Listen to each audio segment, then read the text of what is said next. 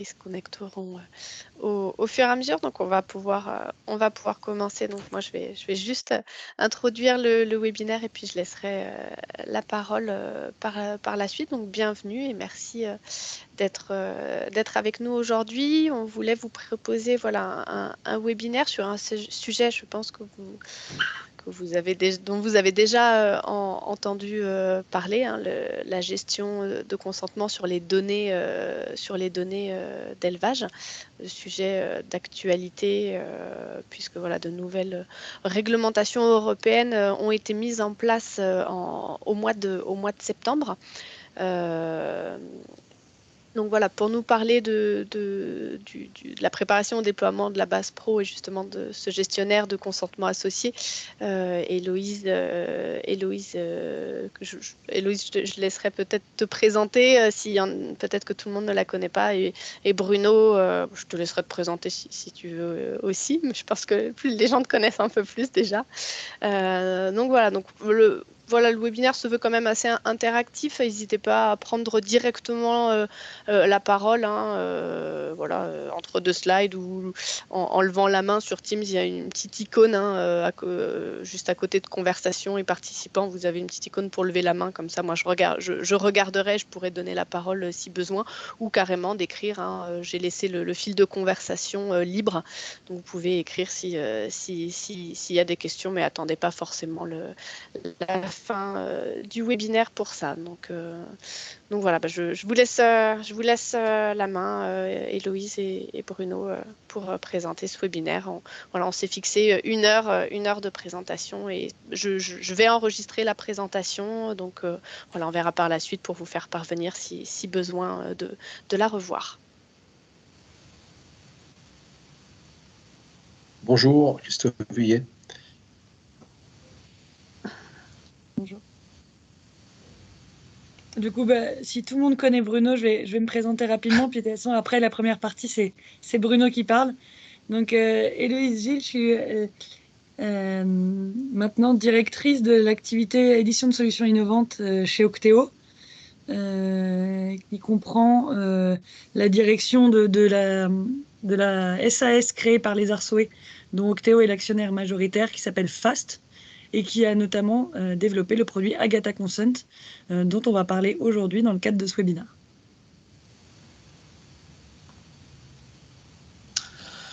Oui, bonjour à tous. Donc Bruno Meyer, moi je suis directeur de l'activité ingénierie digitale chez Octéo, mais j'ai pas mal participé dans le passé à des groupes de réflexion autour de la réforme du système génétique et de la mise en œuvre de la base pro. Et puis j'ai un petit peu participé aussi à la mise en œuvre de Agatha en son temps, donc voilà à quel titre j'interviens aujourd'hui.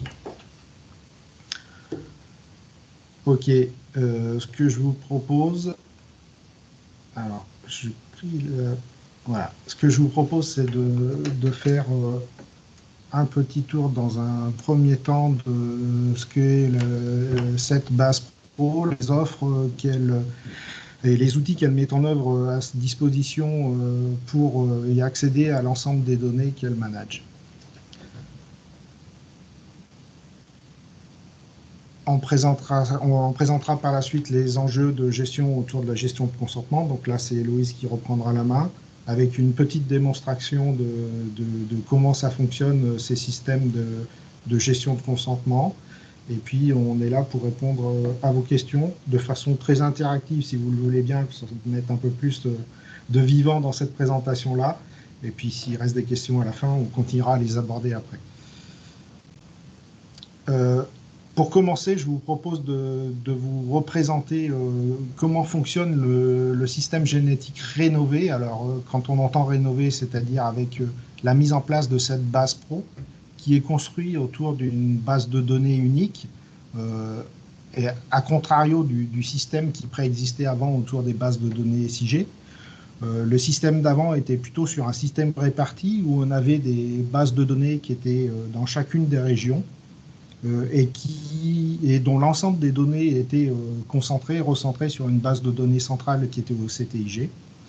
Mais la gestion des apports de données se faisait en direct sur les bases locales de chacun des opérateurs SNIG dit à l'époque. Le nouveau système, aujourd'hui, il est à l'inverse, il est centré sur une base de données unique qui est gérée par FGE et qui met à disposition un certain nombre de briques logicielles, de web services qui permettent d'aller soit mettre à jour les données sur cette base de données centrale, soit, à contrario, aller les requêter pour disposer de l'information dont elles disposent.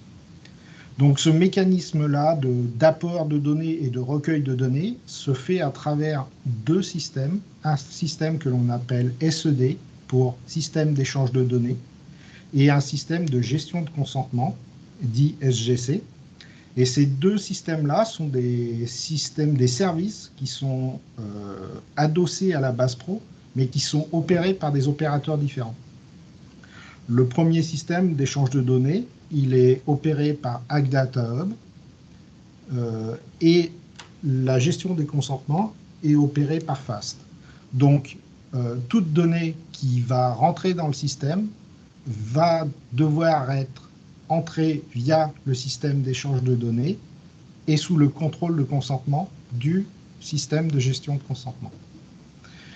Il est donc nécessaire pour chaque acteur qui veut apporter ou recueillir de la donnée demain dans la base pro de souscrire à ces deux services-là que sont le SGC et le SED.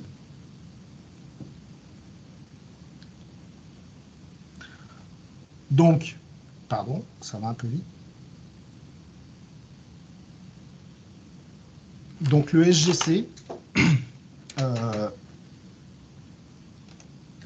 est donc une solution de API Agro qui est en fait une solution de ce que l'on appelle un intermédiaire de données. C'est-à-dire qu'il permet d'exposer des données entre un fournisseur, dans le cas présent ce sera la base pro, et un consommateur qui serait un acteur du système qui voudrait accéder à la donnée ou gérer la donnée. Donc ce système-là va permettre de faire transiter de la donnée entre l'acteur et la base pro, ou à l'inverse, entre la base pro et l'acteur, via le contrôle du SGC, c'est-à-dire du contrôle du consentement à ce qu'il y ait le transit de cette donnée. Donc le SGC, Agatha Consent, lui, est une solution qui est basée sur une blockchain, qui est Data Agree Ready, c'est-à-dire qu'en fait, ça répond aux exigences portées par cette charte-là, qui sont ni plus ni moins que les exigences du RGPD appliquées à la data agricole. Ce système-là va permettre du coup de gérer le consentement entre un ayant droit, qui est l'éleveur, qui va donner son consentement à un bénéficiaire, qui est l'acteur qui va recevoir la donnée, pour un ensemble de données que l'on appelle dans la gestion des consentements une famille de données, pour un usage particulier.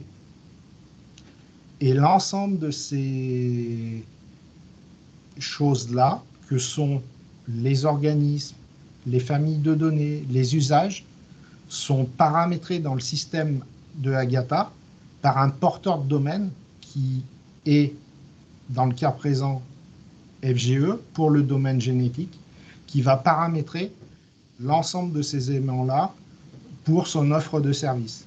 Pour pouvoir accéder à telle partie de données, il va falloir décrire quels sont les acteurs du système déjà, quelles sont les familles de données qui sont portées par le système et pour quel usage. Et à chaque fois qu'une donnée va transiter de la base pro vers un acteur, on vérifiera qu'il y a bien tous ces consentements-là pour l'usage donné. Du coup, un tout petit complément, Bruno, par rapport à ce que tu disais. Comme disait Bruno, là, on prend l'exemple aujourd'hui de la base pro et du domaine génétique. Et il faut savoir qu'il y aura d'autres domaines, que le système global CDGC, ça a été promu, en fait, AgData Hub, ou API Agro, de son ancien nom, et FAST ont été choisis par la CNE. Donc, c'était un projet avec un appel d'offres où on a été sélectionné par la CNE, et qu'il y a potentiellement d'autres domaines de données qui vont appliquer le CED et le SGC à l'avenir. Le prochain à venir étant le domaine d'identification, où là, le porteur de domaine, ce sera Chambre d'agriculture France. On n'a pas d'infos sur les dates ou autres, donc ça ne sert à rien de poser la question. Mais potentiellement, après, le système, on l'a présenté aussi à d'autres domaines de données et à d'autres potentiels porteurs de domaines, comme le CNIEL, comme GDS France ou autres. Le but de la CNE, c'était vraiment que le CED et le SGC, ce soient des solutions technologiques qui puissent être utilisées dans toutes les familles de données des ruminants, quoi. Pardon. Merci pour cette précision, tu as raison. Il y a d'autres domaines qui vont être ouverts demain dans Agatha. Donc, je vous ai dit tout à l'heure que pour accéder à la base pro et les éléments qui permettaient de mettre à jour la base pro ou de la recueillir étaient un ensemble de web services. Donc, ces web services-là, dont vous en avez un extrait ici à l'écran, sont exposés via le CED aux acteurs et sont accessibles à travers à la fois le système d'échange de données et sous le contrôle du consentement. Ces web services-là représentent un certain nombre de cas d'usage qui sont faits pour être apportés dans la base pro ou recueillis dans la base pro. Malgré tout, tous les cas d'usage imaginables n'ont pas forcément été prévus et décrits. Et donc, pour pallier à ce manque fonctionnel-là, qui demanderait un boulot assez conséquent, il a été retraduit dans les catalogues de services disponibles, ce qui est appelé ici des services essentiels. Donc, c'est les derniers que vous trouvez en bas ici, qui en fait permettent de réappliquer à travers l'appel d'un web service toutes les briques élémentaires de l'ancien système de SIG, qui étaient les fonctions. Donc, en fait, tout le patrimoine applicatif qui était disponible autour de l'ancien SIG est à nouveau disponible pour accéder aux mêmes éléments sur la base pro via ces web services dits web services essentiels, qui sont organisés par domaine fonctionnel. Vous voyez, il y a contrôle de performance lait, contrôle de performance viande, CPB, et ainsi de suite.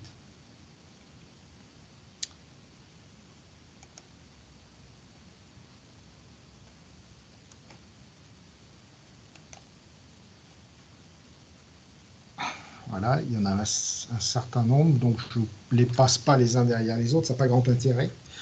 Je vous propose qu'on fasse maintenant un petit zoom sur l'apport des données de la base pro. Alors, on a jusqu'à présent évoqué un seul principe pour apporter de la donnée dans la base pro, qui était de solliciter les web services mis à disposition via le système d'échange et sous le contrôle des consentements. La problématique de cette solution-là est que ça va très bien pour la mise en œuvre d'une nouvelle solution logicielle toute belle, toute neuve, construite de toutes pièces. Par contre, si on veut réappliquer ce principe-là à l'ensemble du patrimoine applicatif qui existe autour des systèmes génétiques, cela demande un boulot conséquent avec des coûts conséquents. Il a donc été demandé à la génétique, à FGE, de réfléchir à une solution qui permette de minimiser l'impact sur tout ce patrimoine applicatif et de pouvoir faire vivre les solutions existantes à moindre impact et moindre coût sur l'existant. Donc pour ce faire, il est envisagé, plus exactement, une solution qui va être basée sur l'ancien module d'échange du SIG, qui permettra d'aller apporter des données dans la base pro en sollicitant les web services de celle-ci, mais à partir du système d'échange de l'ancien SIG et de reconstruire à partir de ce système d'échange-là l'appel aux web services qui sont disponibles sur la base pro et de les solliciter via le système d'échange. Cet outil-là sera normalement disponible au 4e trimestre de l'année prochaine et ce sera une fourniture de FGE en complément de la solution des web services. Ça va avoir un coût et ça aura son propre modèle économique qui, au jour d'aujourd'hui, ne me semble pas encore connu. En tout cas, moi, je ne le connais pas. Si on veut expliquer ça par un petit schéma. Donc la situation actuelle dans laquelle on est aujourd'hui, donc on a l'implémentation sur les plateformes régionales de tous les applicatifs logiciels qui font appel aux anciennes briques fournies avec le SIG qui sont les fonctions.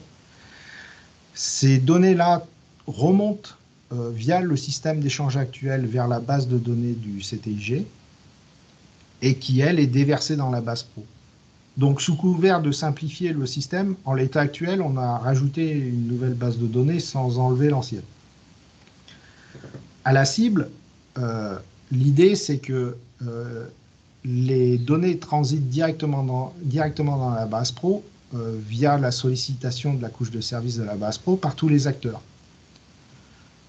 Les anciens acteurs historiques qui sont posés sur les plateformes régionales et qui utilisent leur logiciel historique et donc les briques logicielles du SIG vont pouvoir bénéficier d'un nouveau composant qui est décrit ici, qui permettra de traduire les données qui sont échangées de l'ancien système via la sollicitation des web services de la base pro rénovée. Ça permet d'avoir zéro impact sur l'existant, tout en sollicitant le nouveau mécanisme d'appel pour la base pro. La seule contrainte de ça, quand même, c'est qu'il faudra bien gérer les consentements pour que les données puissent transiter et remonter correctement dans la base pro. Ça, c'était pour l'apport des données. Maintenant, en sens inverse, la mise à disposition des données de la base pro vers les acteurs. Donc, on a toujours la même solution possible que je vous ai exposée dès le départ, qui était la couche de service et les web services mis à disposition des acteurs. Donc là, pareil, on peut les solliciter, mais l'impact sur la partie des logiciels existants est importante. Ça nécessite de tout revoir pour faire ces appels-là. Donc, dans le même enjeu de vouloir minimiser les impacts sur les existants, il a été demandé tout aussi bien à FGE de travailler sur une solution qui permette de minimiser cet impact-là. Donc, la solution qui est envisagée, et là, c'est pour réformer le système d'abonnement aux données, c'est-à-dire que les données de la base pro vont être poussées vers les acteurs sur la base d'abonnements. Donc, ces abonnements-là seront en fait nouveaux web services mis à disposition de la base pro qui devront être sollicités pour chaque acteur, chaque exploitation et chaque famille de données.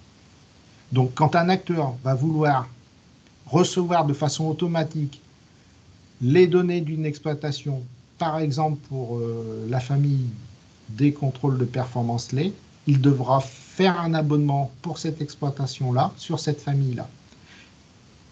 À partir de là, de façon automatique, les données seront poussées automatiquement vers cet acteur, dans un espace dédié à cet acteur-là, via un mécanisme qui s'appelle Apache Kafka, qui va permettre à ce que l'ensemble des données présentes sur la base pro, sur ce domaine fonctionnel que là, pour cette exploitation-là, redescendent vers l'acteur de façon automatique. Et dans un mode quasi temps réel, un peu comme du streaming de musique en ligne. Voilà, on parle du streaming de data. Il n'empêche qu'à l'arrivée, chaque acteur va pouvoir venir consommer ces données qui lui arrivent de façon automatique au rythme qui lui vont bien.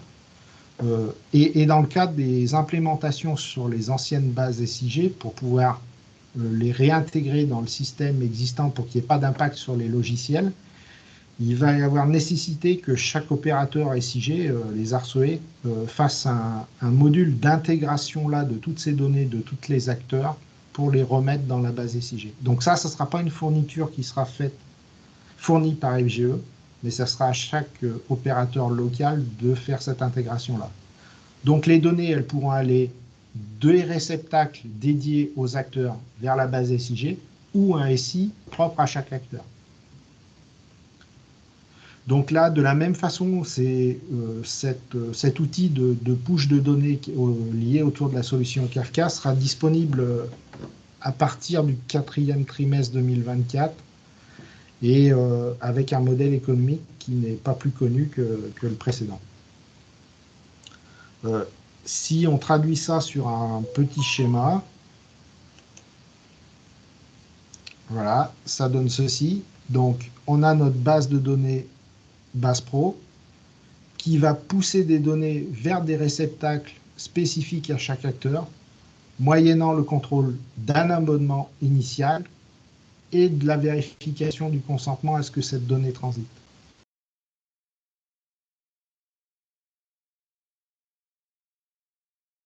Venir être consommé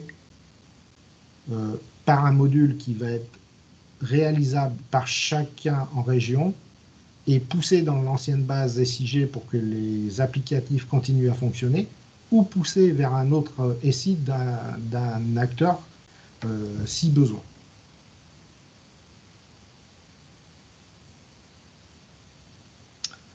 Voilà pour le fonctionnement de la base pro et des services associés à la base pro. Alors, je ne sais pas si ça a été suffisamment clair. S'il y a des questions là-dessus, on pourrait y revenir plus tard si vous le souhaitez. Mais j'en ai fini de ma présentation sur comment seront implémentées les solutions autour de la base pro et comment on les sollicite.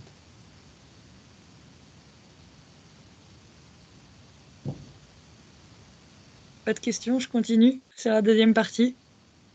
Je te laisse la main. Bon, normalement, j'ai le contrôle. Donc là, ça nous semblait important avec Bruno de vous présenter en tout cas les dernières informations.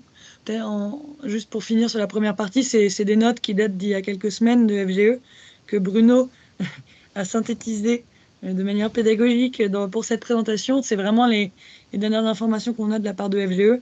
Et sur les modèles économiques, ça n'a pas du tout encore été acté. On en est vraiment pour l'instant au stade de la solution technique. Du coup, dans la deuxième partie, on voulait vous présenter plus en détail la gestion des consentements et Agatha Consent et comment ça fonctionnait dans le cadre du domaine zootechnique. Alors,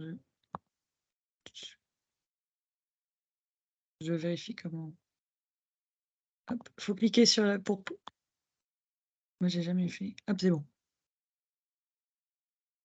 Un petit rappel, même si Bruno a commencé un peu à en parler en introduction, sur la gestion des consentements et pourquoi, notamment la CNE l'a inclus dans son projet et pourquoi France Génétique Élevage a décidé de profiter de la rénovation du système d'information pour la mettre en place. Comme disait aussi Mareva, il y a des réglementations qui évoluent beaucoup sur ce sujet-là.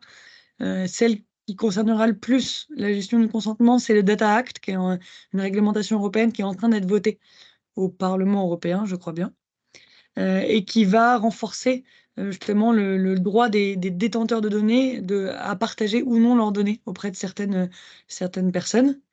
Ça, c'est le côté réglementaire obligatoire. Il y a aussi un enjeu dans tout ce projet-là, c'est en fait, il faut voir la gestion de consentement pas comme une manière de fermer l'usage des données et de restreindre l'usage des données, mais plutôt de créer un cadre de confiance dans lequel des acteurs, même moins connus, moins historiques dans le monde de la génétique, vont pouvoir venir chercher des données moyennant la présence d'un consentement de l'éleveur. Le but, c'est de poser un cadre qui soit connu et précis, et après, ça permet de faciliter les échanges. Si je prends l'exemple dans un autre domaine que la génétique, on a présenté le CAD et le SGC au CNIEL. Eux, le CNIEL, ils sont dans une phase de cadrage et d'ouverture de leurs données. Et le directeur du groupe data prenait comme exemple le fait que donner son autorisation à une startup pendant 3 mois sur un périmètre précis, pour un sujet précis, c'est beaucoup plus simple que de donner des données sans savoir pour combien de temps c'est, pour quel usage, quelle donnée. Et en fait, le fait de mettre en place cette gestion de consentement, ça sécurise et ça donne confiance. Et du coup, c'est vraiment pour un enjeu de favoriser l'innovation et pas de restreindre le partage des données.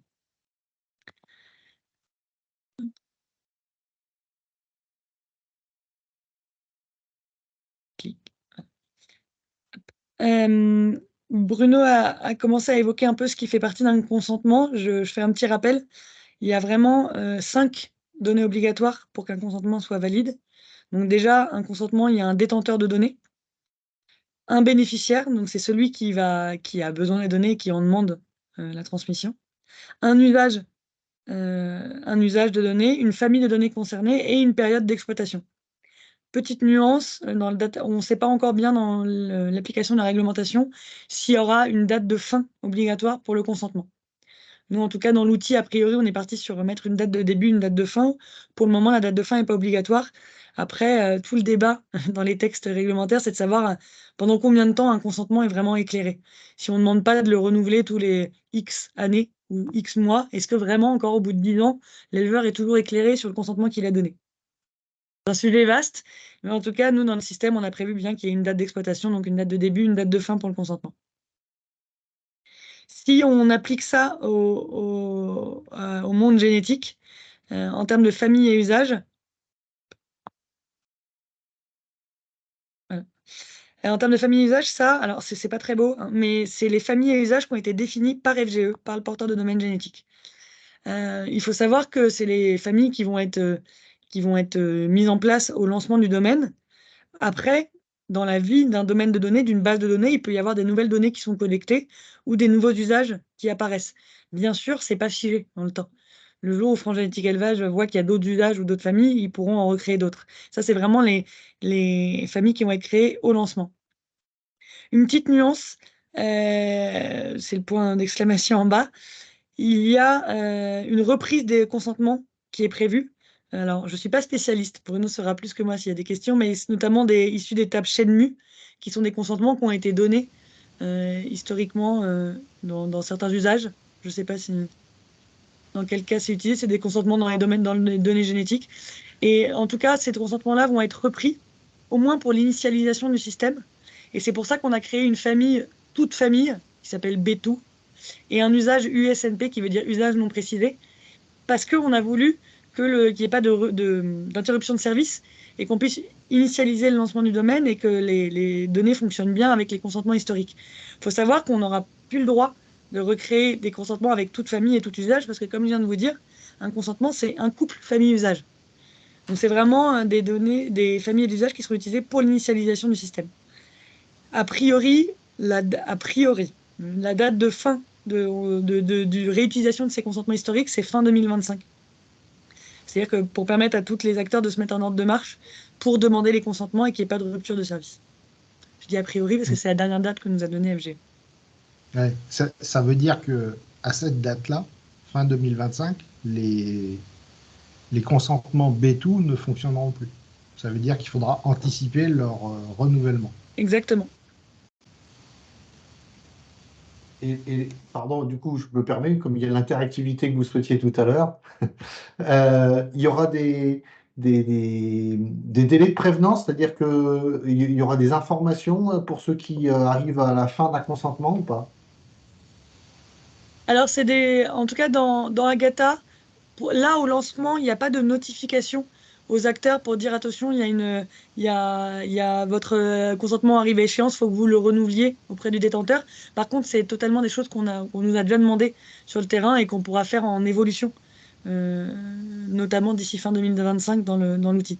C'était pas, on va dire, dans le cahier des charges initial, mais bien sûr, il y a des choses où on voit comme usage sur le terrain que c'est des choses nécessaires pour bien que ce soit utilisé. Donc, on l'a bien Donc, en ça tête. sera éventuellement à prévoir en local en fonction des bases réserves. Ça peut aussi être prévu sur les SI mutualisés en local. Exactement. Merci. Une particularité aussi du domaine zootechnique, du domaine génétique, c'est un statut qu'on nous a demandé de créer et qui reflète en fait une réalité du terrain, c'est le statut d'acteur qualifié. En fait, l'acteur qualifié, c'est une de vos structures qui sera qualifiée qui sera dit acteur qualifié par FGE et qui pourra apporter des consentements signés, c'est-à-dire des consentements déjà validés par l'éleveur, pour lui en tant que bénéficiaire ou pour un autre organisme. En fait, ça lui permet de ne pas avoir à faire des demandes auprès de l'éleveur et que l'éleveur n'ait pas à les signer. Qu'est-ce que ça implique? Ça implique que nous, dans le système, on dit eh ben, le consentement, il a été apporté signé. Ça veut dire que la structure, l'acteur qualifié qui l'apporte, doit avoir en sa possession un contrat qui stipule, qui liste ces consentements, notamment ce consentement-là. Et donc, le jour où il y a un contrôle en disant est-ce qu'on avait vraiment le droit de faire cet échange de données, c'est bien l'acteur qualifié qui devra prouver qu'il avait le droit de l'apporter signé. En fait, ça reporte la responsabilité de la signature du consentement, mais c'est une réalité de terrain qui était importante de permettre de pas avoir à faire signer tous les consentements pour un acteur qualifié. comment on est acteur qualifié, vous allez me dire.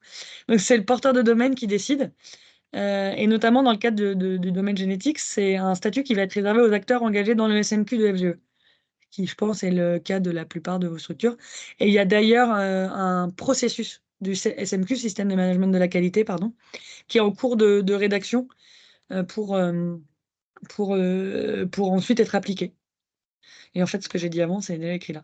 Et du coup, les consentements, c'est ce que je disais, ce statut d'acteur qualifié, les acteurs du domaine l'auront par défaut jusqu'à fin 2025, le temps de se mettre en ordre de marche pour être en accord avec le processus qui est en cours d'écriture. Je ne sais pas s'il y en a certains d'entre vous qui participent au groupe de travail. Je sais qu'il y a des structures du Grand Ouest qui participent. Je ne sais pas si c'est le cas pour certains adhérents Octéo.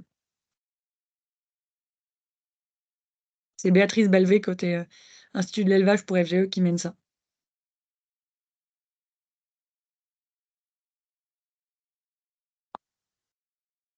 Juste, comment vous Oui. pouvez préciser la dernière ligne là? Zut. Les consentements déjà enregistrés, en fait, ont une période une fin de validité à Oui, 2020. c'est ce que je disais avant sur la reprise des consentements d'étape chez Edmu. Alors, j'essaie de revenir en arrière. L'étape chez Edmu, après, ça nous parle pas forcément. Un consentement signé, j'en sais rien, cette semaine. Il faut reculer un peu. Il se met à jour dans la table chez Edmu. C'est les consentements qui sont enregistrés sur le SIG déjà et qui étaient enregistrés sur une famille toute donnée et pour tout usage, qui va être retransmis dans le nouveau système, mais dont la date de validité de ce consentement-là sera limitée jusqu'à fin 2025. Donc c'est que pour les tout. C'est que pour les tout. D'accord. Ceux qu'on a enregistrés depuis plusieurs mois et puis qui ont des titres de famille ou raciales ou des choses comme ça, il n'y a pas de fin de c'est vrai. validité. D'accord. Oui. Par contre, je ne sais pas si tu les as enregistrés sur une famille bien précise ou toute famille, parce qu'il y a pour un usage précis ou tout usage. Il y a aussi cette notion-là de tout usage. Je ne sais pas si celui-ci va être perduré dans le temps ou pas. Au début, on n'avait pas trop d'infos, donc on mettait tout. En 2019, 2018, on mettait tout. Puis petit à petit, il y a eu plus d'infos sur les familles. Et puis là, on a utilisé différentes familles.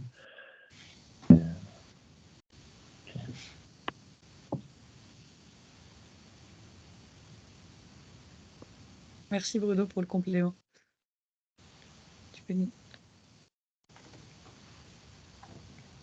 Les slides suivantes, c'est pour vous montrer. Alors, il faut savoir que sur le système de gestion de consentement, tous les usages seront disponibles par API, donc par échange automatisé entre systèmes d'information, ou par action manuelle sur des interfaces. Donc, en tout cas, dans le cadre d'Agatha Consent, on a créé des interfaces, des écrans, que vous allez revoir après dans la vidéo, qui permettent de faire toute action, rechercher un détenteur, créer une demande de consentement, signer un consentement côté éleveur. En fait, c'est les mêmes interfaces pour l'éleveur ou pour l'acteur bénéficiaire, et avec des droits différents selon si on est éleveur ou acteur. Donc là, c'est vraiment juste des exemples, et vous allez peut-être même mieux les voir dans la vidéo, d'écran, avec un tableau de bord qui permet de voir si vous avez des consentements en attente, si vous êtes une structure, combien vous en avez en attente de signature. Ça a même encore évolué, on a un petit tableau de bord qui permet de voir quelles sont les dernières structures, les derniers éleveurs qui ont signé vos consentements. Le but, c'est vraiment d'avoir des écrans qui vous permettent de faire ces différentes actions. Pour chaque demande de consentement, bien sûr, il faudra renseigner les informations obligatoires. Peut-être un point dont on n'a pas parlé encore, le contrat. Quand on fait une demande de consentement ou un enregistrement de consentement déjà signé, on peut, c'est optionnel, associer un contrat. Et du coup, ça permet. Alors, on ne force pas le contrat, hein, c'est juste la référence du contrat. Et ça permet notamment, si un contrat est toujours en cours de validité, que l'éleveur n'aura pas le droit de révoquer le consentement s'il y a un contrat attaché et que le contrat est toujours valide. Ça permet que l'éleveur, en un clic, ne révoque pas un consentement qui casse un service, par exemple un échange de données qui lui apporte un service, s'il y a un contrat derrière. S'il n'y a pas de contrat, on répond à la demande de la réglementation qui est que ce soit facile pour le propriétaire des données d'arrêter l'échange de données. S'il y a un contrat, en tout cas pendant la période de validité du contrat, l'éleveur ne peut pas révoquer le consentement. On n'en avait pas parlé. Bon, après, c'est des écrans tout simples qui permettent de suivre l'avancement des demandes de consentement, de regarder le détail d'un consentement. On a aussi toute une partie, comme disait Bruno, Agatha Consent s'est développé sur une base de données blockchain. Du coup, il y aura toute une traçabilité du consentement, création, signature, signature ou refus, et toutes les actions sont tracées. Et du coup, c'est vrai que c'est pour ça que quand on crée les demandes de consentement, il faut bien avoir les bonnes familles et bons usages. Parce que, en tout cas, un consentement, on ne peut pas juste modifier la famille et dire qu'il est toujours valide. Si on modifie quoi que ce soit, une des informations, il faut le refaire signer. Comme je vous disais, alors on va pas rentrer dans le détail des API parce que mais c'est une présentation plutôt synthétique de tout ce qui est possible. Tout ce que je vous ai montré sur écran, c'est possible via API, c'est-à-dire de manière automatisée. Consulter des consentements, consulter des acteurs, en créer, regarder une liste de détenteurs, tout ça c'est possible. Il y a aussi des petites choses en plus qui sont intéressantes si on rentre un peu plus dans le détail technique. Exemple, l'API que vous voyez en bas à droite, qui est la synchronisation des consentements entre SI. Ça permet par exemple d'extraire des consentements et de voir ceux qui ont changé de statut depuis une date. Ça, c'est des usages où on ne peut pas le faire via les interfaces, bien sûr, mais qui sont disponibles par API. D'autres petites nuances, par exemple, quand on crée une demande de consentement, si l'exploitation elle n'existe pas encore dans le système, elle est créée automatiquement si on crée un consentement pour cette exploitation. Après, rien, voilà. Après, tout est, en fait, c'est des API, mais c'est écrit en français, donc ça passe mieux. C'est vérifier l'existence d'un consentement, hein, au moment d'un échange de données, faire une demande de consentement, annuler un consentement. Vraiment tous les usages et aussi les usages spécifiques, comme je vous disais, des acteurs qualifiés qui peuvent apporter un consentement déjà signé. Ils n'ont pas besoin de demander la signature de l'éleveur.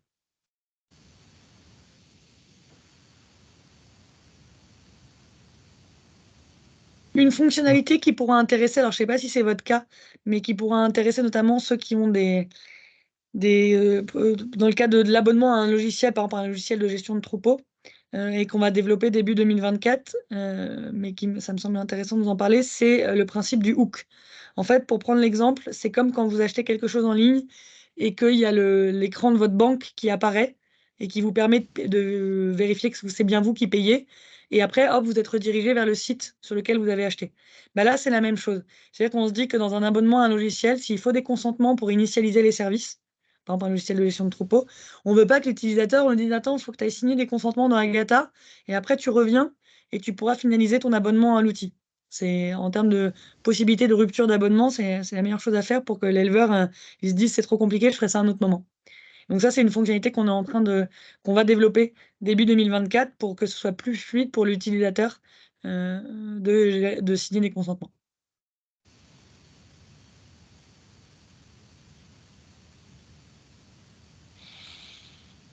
Il ne nous reste plus que la vidéo qui va être lancée par Mareva. Je ne sais pas s'il y a des questions à ce stade-là. La vidéo va reprendre pas mal de choses qu'on s'est déjà dit, peut-être juste en introduction, qu'on a déjà dit entre Bruno et moi. Et elle va vous montrer aussi, on en a moins parlé aujourd'hui parce que avec Data Hub, c'est pas nous, le système d'échange de données, mais ça va vous montrer comment le système va fonctionner en combinaison système d'échange de données, système de gestion de consentement, avec vérification systématique du consentement avant tout échange. Et puis on peut en reparler après si vous avez des questions. Alors, je vais lancer la vidéo. Je vais arrêter le partage d'écran et je vais le relancer parce que sinon j'ai peur que vous n'ayez pas forcément le son. Le son. Donc, ouais. Voilà. Là, je partage avec le son et je recommence.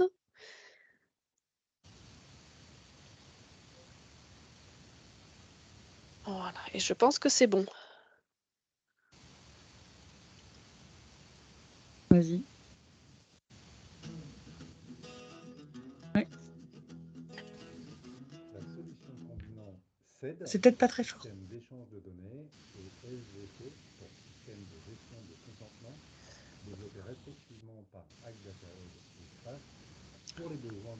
Alors non, on entend mais de loin. Après, il y a le sous-titrage, mais bon. J'entends pas beaucoup plus fort. Un consentement valide comprend les informations obligatoires suivantes. Le détenteur des données, le bénéficiaire de ces mêmes données, qui fait donc la demande de consentement au détenteur, ainsi que la famille de données concernées, l'usage qui en sera fait, et tout ceci sur une période de validité définie.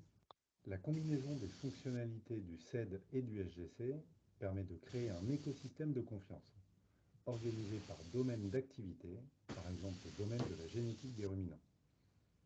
Un domaine est administré par un porteur de domaine, par exemple transgénétique élevage. Dans un domaine, des acteurs sont autorisés à venir échanger des données entre eux, sous réserve d'avoir obtenu le consentement correspondant de la part de l'éleveur. Dans la séquence vidéo suivante, nous allons vous illustrer concrètement tout ceci.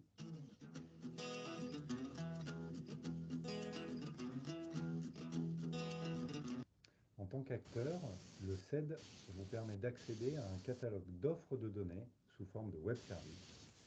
Prenons aujourd'hui l'exemple de l'offre de données de lactation.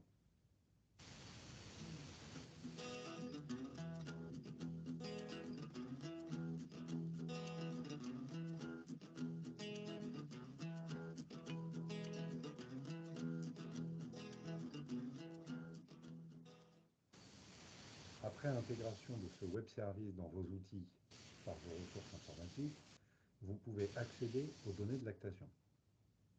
Dans cette démonstration, je suis littoral normand, bénéficiaire des données de lactation pour un élevage et un animal donné. Je lance ma requête et je reçois un message d'erreur m'indiquant l'absence de consentement valide. Les données ne me sont donc pas transmises.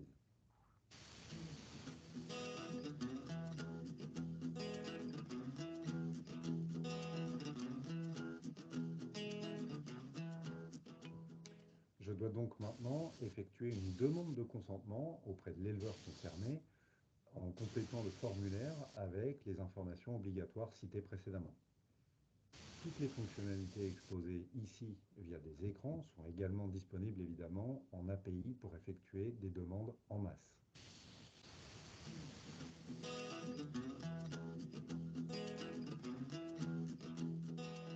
L'éleveur concerné peut ensuite lui accéder gratuitement à un portail lui permettant d'accepter ou de refuser le consentement. Il peut choisir de signer le consentement en bloc pour un même bénéficiaire ou un par un pour voir le détail des usages notamment. Il peut également consulter le détail d'un consentement pour plus d'informations.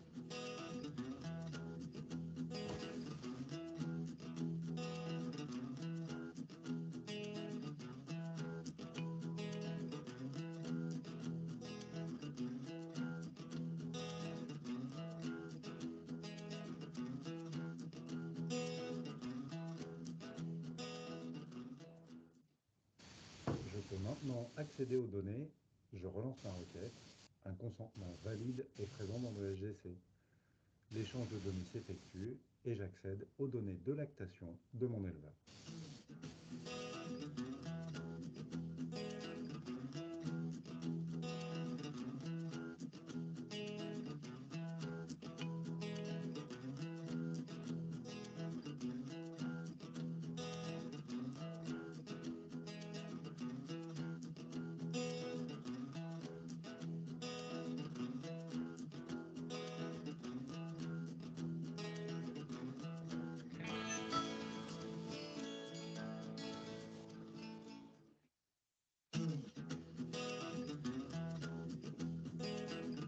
La solution combinant CED pour système d'échange de données. Au moins, avec les sous-titres, vous avez pu, même si vous entendiez mal, tout était sous-titré, donc vous avez pu suivre, j'espère.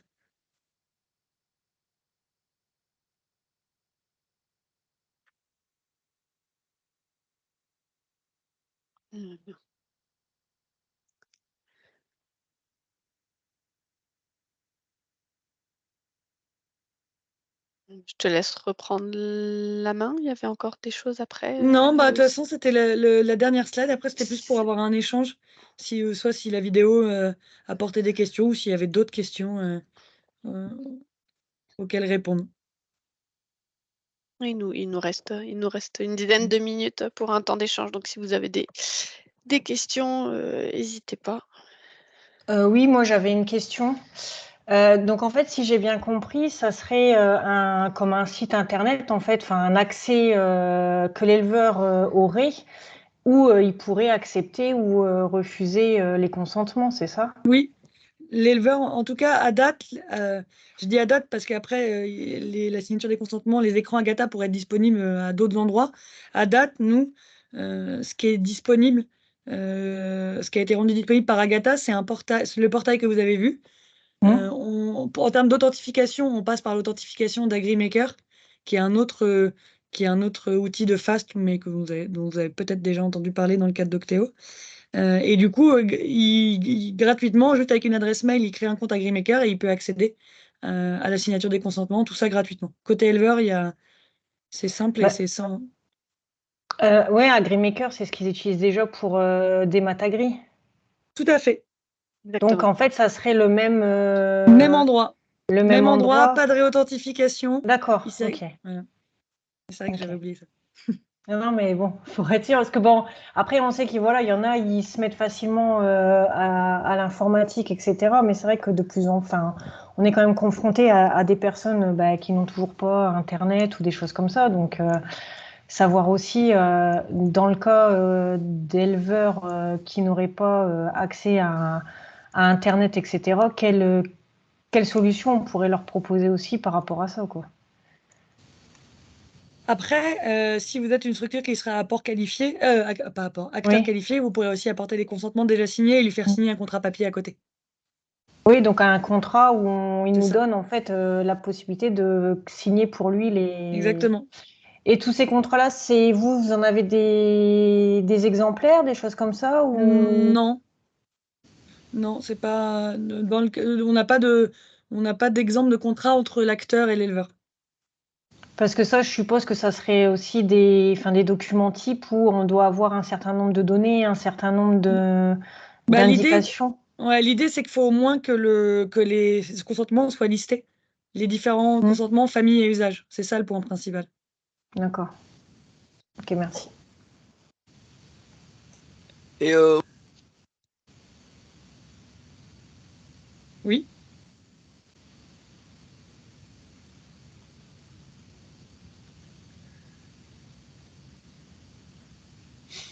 Il y avait quelqu'un qui voulait poser une question? Oui, je pense que c'est David Pio qui voulait poser une question, mais on n'a pas entendu. Sinon, il faut l'écrire.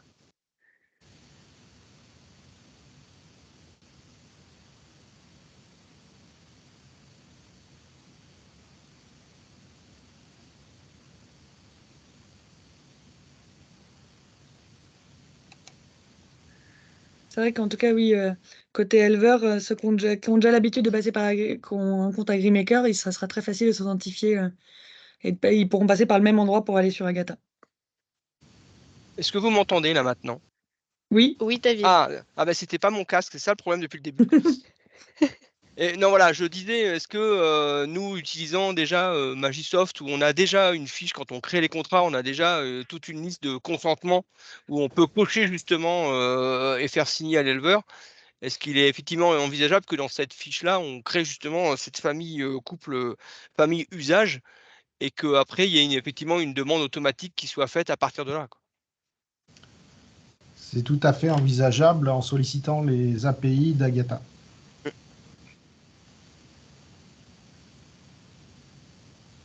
Parce que, seconde question, dans les outils qu'on utilise déjà, les entrepôts de données BI qu'on utilise déjà, comment ça se passe pour ces données qui sont déjà existantes, qu'on utilise déjà en fait? Il y a besoin de refaire valider tout ça? Non, alors, j'allais dire oui et non. Pour tout votre existant, les données qui sont dans votre SI, c'est votre problème. Là, on parle de consentement à faire transiter de la donnée du système génétique vers un acteur. Voilà. Après, quand ça arrive dans le système de l'acteur, ce qu'il en fait, et s'il ne respecte pas les usages pour lesquels il s'est engagé de les traiter, c'est son problème à lui, j'allais dire. D'accord, parce que comme on parlait de date de validité aussi. Ouais.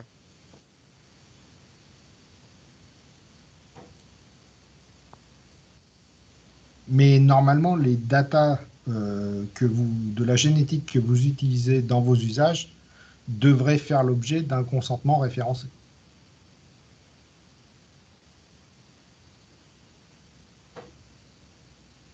Justement, par rapport à ça, quelque chose qui m'interpelle, c'est l'inertie comment? L'inertie d'un accord de consentement ou d'un retrait de consentement. Tout à l'heure, on disait si on a un contrat, l'éleveur, il peut pas forcément fermer le robinet avant la fin du contrat. En fait, C'est ça. ce que je crains, c'est je ne sais pas, mais un éleveur dit je ferme. Du coup, le coup d'après, il est surpris qu'on n'ait pas les données pour lui rendre service. Qui nous disent ah ben je me suis trompé, ou alors ah bah oui, ben, Je voulais pas clôturer. je savais pas, donc je te le remets.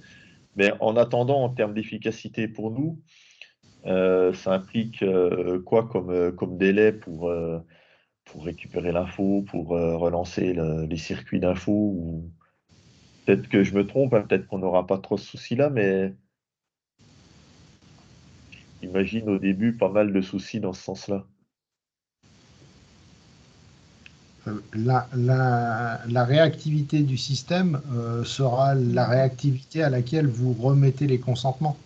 En demande. Et la réinitialisation et l'échange via le streaming devrait, dans la foulée, être rapide, quoi.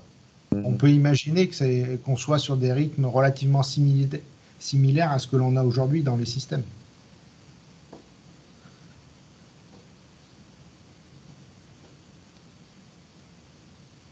Mais c'est sûr qu'il faudra expliquer aux éleveurs aussi qu'il ne faut pas qu'ils clôturent comme ça en un clic. Enfin, ouais. Mais malgré tout, aujourd'hui, je pense que la majorité des actions que vous menez, vous les menez à travers un contrat qui est signé par l'éleveur. Et du coup, il ne pourra pas révoquer comme ça. Et donc, une grande partie des consentements vont être portés par ces contrats-là et du coup ne seront pas révocables tant que le contrat est ouvert.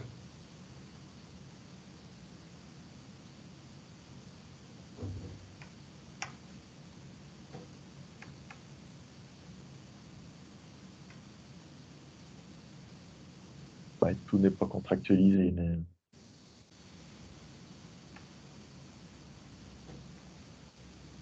Après, c'est vrai que quand il y a un consentement, il faudrait que l'éleveur, faut qu'il ait envie d'aller sur le portail, de révoquer le consentement. Enfin, j'allais dire, faut qu'il ait peut-être une bonne, peut-être qu'il aurait, il fera pas ça comme ça, je sais pas comment le dire, mais normalement, Après, s'il y a des contrats pour la plupart des consentements, si en plus vous êtes acteur qualifié, c'est-à-dire que les consentements ils sont apportés signés, je dis pas que l'éleveur il verra jamais les consentements, mais il faudrait qu'il ait l'idée de se connecter au portail Agata et de se dire ça, je veux plus que ça se passe. Et qu'il n'y ait pas de contrat derrière. Après, aujourd'hui, le recueil des consentements, c'est super lourd. Ça veut dire que c'est du temps passé, expliqué, etc. S'il y a un outil qui, justement, permet une signature numérique ou de faire les choses à distance, éventuellement au téléphone aussi, ou en pratique devant un écran, on ne va pas s'en priver. Ça veut dire que l'outil, on va le vulgariser pour être porteur de l'outil. Ah, c'est le Donc, but. si on est porteur, après, l'éleveur, voilà, il le prendra en main facilement pour... C'est pour ça qu'on a prévu, il y a des choses où on a vu avec les acteurs sur le terrain, là, le côté tout signé pour un même bénéficiaire. C'est des choses qu'on a vues avec certains acteurs qui nous ont dit ah non, mais moi je vais faire 20 ou 30 demandes d'un coup, ce qui doit cliquer 30 fois sur accepter. Après, nous, dans nos présentations, il y a des éleveurs qu'on voit. Il y en a qui nous disent moi je m'en fiche, enfin je fais confiance, je veux que ça aille vite, je mettrai tout signé. Et il y en a d'autres qui nous disent non, non, moi je regarderai chaque famille, je regarderai. Ça m'intéresse de voir ce qui est fait avec les données. Donc je pense qu'il y a tout. En tout cas, ces petits boutons tout signés ou clic, ça permet aussi de la réalité terrain de l'éleveur qui n'a pas envie de cliquer 30 fois pour accepter tous les consentements et qui fait confiance à sa structure de conseil en élevage ou autre. Ceux-là, ils vont pas poser souci. Je vois qu'il y a une main qui est levée. Je crois qu'il y a une question. Enfin, moi, je rebondis sur ce que dit Jean-Marc, mais moi, c'est plus les changements de détenteur. Parce ça n'a pas été dit, mais si je me plante pas, on a une entrée par sirène. Donc, ça veut dire qu'à chaque. Par quoi? Sirette. Ah, bah, encore pire. Encore pire. Donc par SIRET, donc ça veut dire qu'à chaque fois qu'il va y avoir au minimum un changement de structure juridique, il va y avoir un changement, enfin obligation de re-signer tout. Et on voit un peu comment ça se passe aujourd'hui. Déjà quand ils nous le disent, c'est bien, mais ça veut dire qu'il va falloir penser à remettre d'aplomb tout ça, quoi. C'est ça. Et ça, je sais pas comment. Enfin, j'ai du mal à le. À Ça, le on a voir, déjà eu en la fait. question du côté du changement de détenteur, et c'est vrai que pour l'instant, en tout cas à date, on peut pas dire autre chose qu'il faut faire re-signer les consentements parce que enfin, c'est trop important. Enfin, on peut pas juste transférer les consentements. Non, mais alors, je pense que en tout cas, côté EDE, on a l'habitude maintenant de re-signer des documents à chaque fois qu'il y a des changements de détenteur, des choses comme ça. Sur d'autres familles, je suis pas sûre que ce soit aussi Ouais. simple que ça. Je pense à l'IA, par exemple, peut-être. Voilà. Bon. Et deuxième réaction, en fait, moi personnellement, je m'attendais pas à cette présentation-là. Je pensais qu'on allait nous dire, ça y est, vous pouvez saisir tous les consentements que vous avez entassés dans vos placards, que vous avez récupérés pour votre organisme, notamment l'EDE, parce qu'on ne sait pas quoi en faire. Bah ça, alors le domaine, du coup, le domaine génétique, il sera. Je réfléchis en même temps à la réponse, hein. Désolé Bruno, si tu veux compléter. Le domaine génétique, il sera officiellement en production en janvier. Donc j'allais dire, à partir de janvier, si vous contractualisez, notamment avec Agatha, et bah vous pourrez faire ça en attendant peut-être. Alors je sais pas si c'est une bêtise ce que je suis en train de raconter. Vous pourrez déjà enregistrer ces consentements en digital pendant que les solutions qu'a présentées Bruno là sur l'apport et l'échange de données soient développées. Ce que l'on peut dire, c'est qu'en effet, pour pouvoir les rentrer dans les systèmes, ça nécessite de la contractualisation entre les acteurs et les opérateurs de ces systèmes-là. Et après, il va y avoir une reprise des consentements présents dans le SIG à titre initial. Donc, si vous avez déjà des consentements et que vous souhaitez commencer à les enregistrer, c'est aussi possible de le faire via l'enregistrement sur l'ancien système. C'est vrai. Mais on ne connaît pas l'ancien système. Enfin, moi, je ne le connais pas, pardon.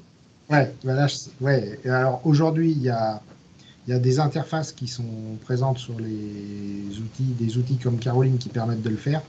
Peut-être que vous n'en avez pas l'usage, enfin, la connaissance et l'ouverture qui vous a été donnée. Ça, c'est possible.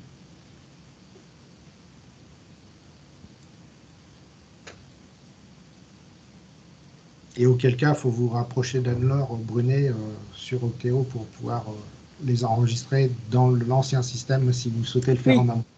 Non, mais c'est déjà possible et les écrans sont ouverts, hein, mais le problème, c'est que c'est pas forcément très convivial par rapport à ce que eux ils souhaiteraient. C'est assez rustique quand même notre interface de saisie de consentement. On va le dire après, comme ça. dès début 2024, ce sera possible s'ils sont plus. Si les écrans Agatha sont moins rustiques, en tout cas, après, ce sera possible dès début 2024 sur les écrans que vous avez vus là. Moyennant, comme disait Bruno, contractualisation.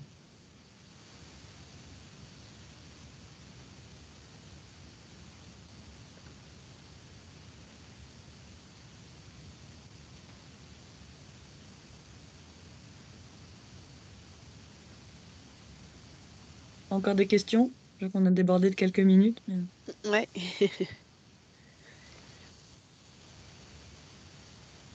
Non, bah, j'ai l'impression qu'il n'y a pas de questions supplémentaires. Après, de toute façon, bah, s'il y a des questions qui vous viennent a posteriori, n'hésitez pas à nous contacter. J'ai enregistré la présentation, donc je vais vous la faire. Je vous la ferai parvenir comme ça. Si vous la réécoutez, faire passer à des collègues qui n'ont pas pu être présents, vous pourrez. Voilà, donc merci à vous d'avoir participé à ce webinaire et bonne soirée à tous et à très bientôt. Merci. Merci, bonne soirée. Merci à vous. Merci à tous. Merci, Au revoir.